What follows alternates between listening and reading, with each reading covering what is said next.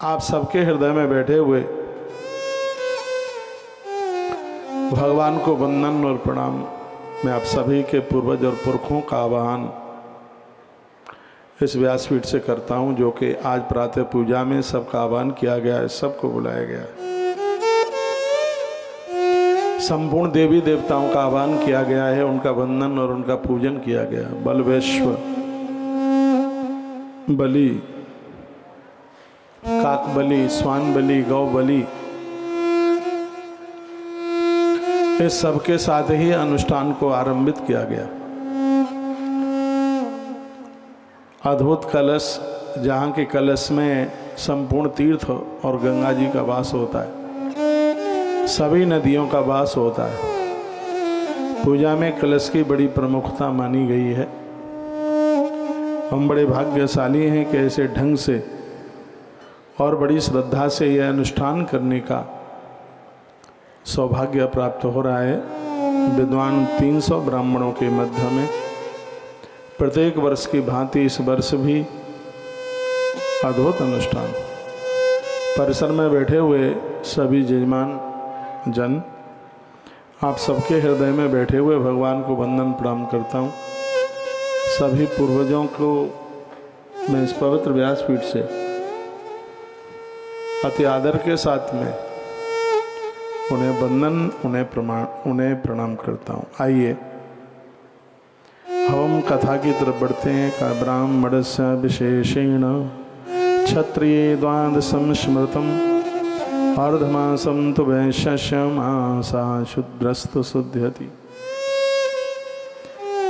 वायु पुराण के बड़े अद्भुत पन्नों में यह कहा गया है कि ब्राह्मण 12-13 दिन में शुद्ध हो जाता है सूतक पातक में।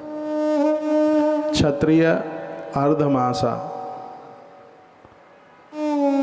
द्वादशम स्मृतम वैश्य मासा शुद्रस्तु शुद्धति। लगभग 20 दिन में वैश्य शुद्ध होता है और 1 महीने में कनिष्ठ वर्ण का प्राणी सूतक पातक से पवित्र हो जाता है। लेकिन वो लोग बड़े अपवित्र हैं। क्षुभिता तपस्तनुशैव तथा मूत्रः पुरीशयो। आपका ध्यान इधर हो, सुन लीजिए।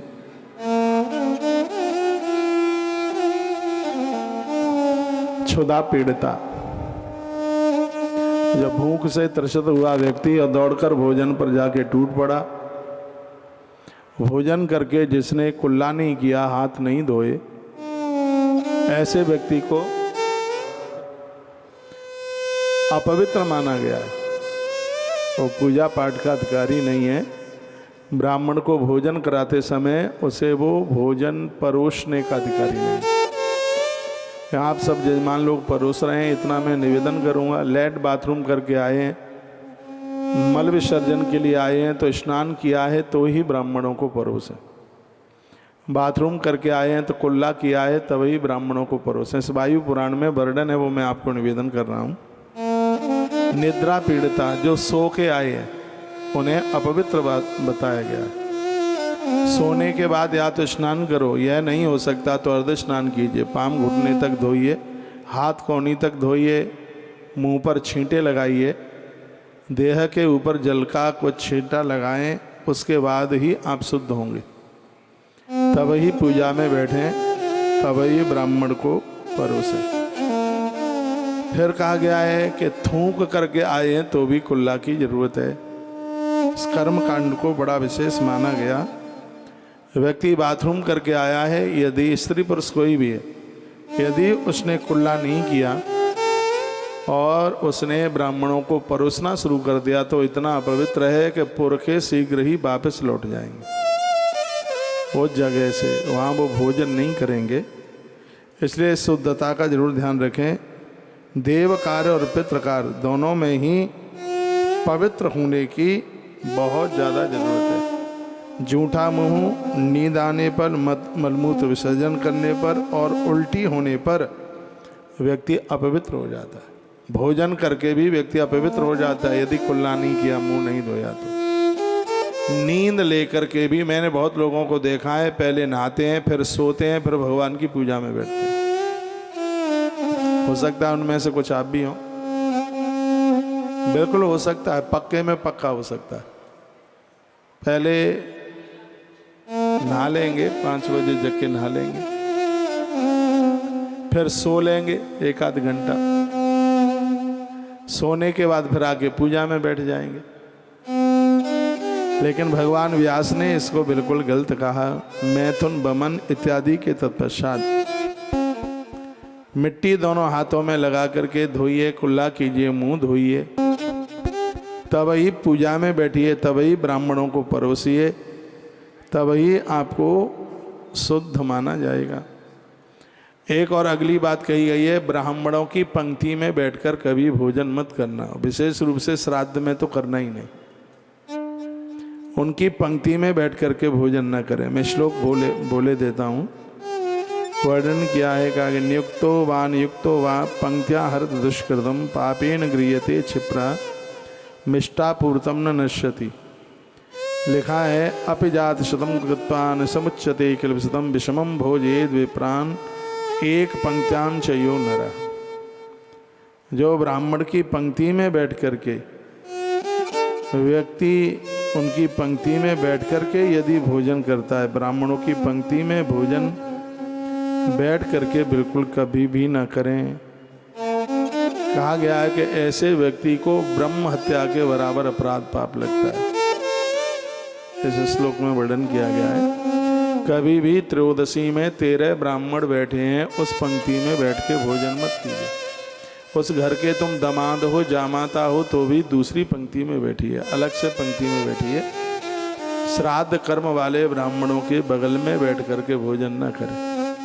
यहाँ पूरा पांडाल, जहाँ तक मेरी निगाह जा रही है, वहाँ तक इस पूरे पांडाल में ब्राह्मणों का ही भोजन होता है। और लोग भोजन करेंगे तो ये जगह पवित्र हो जाएगी, इसलिए यहाँ ब्राह्मणों को ही भोजन कराया जा रहा है। तो मुझे कुछ 2-4 लोग भोजन उनके साथ करते हुए दिखे। तो ये श्लोक नंबर 50 नंबर का श्लोक है और वायु पुराण का अद्भुत यह दिव्य ग्रंथ है। तो इसमें श्राद्ध कल्प 17 नंबर का अध्याय है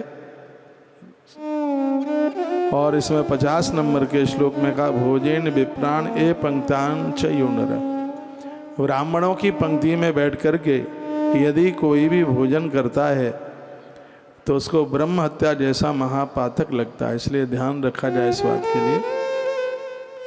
ब्राह्मणों के जूठे बर्तन उठाने पर उन्हें मांज कर, उन्हें साफ कर करके जो लोग ये पुण्य कमाते हैं, उन्हें देव मंदिर बनवाने का पुण्य प्राप्त होता है, देवालय बनाने का पुण्य प्राप्त होता है।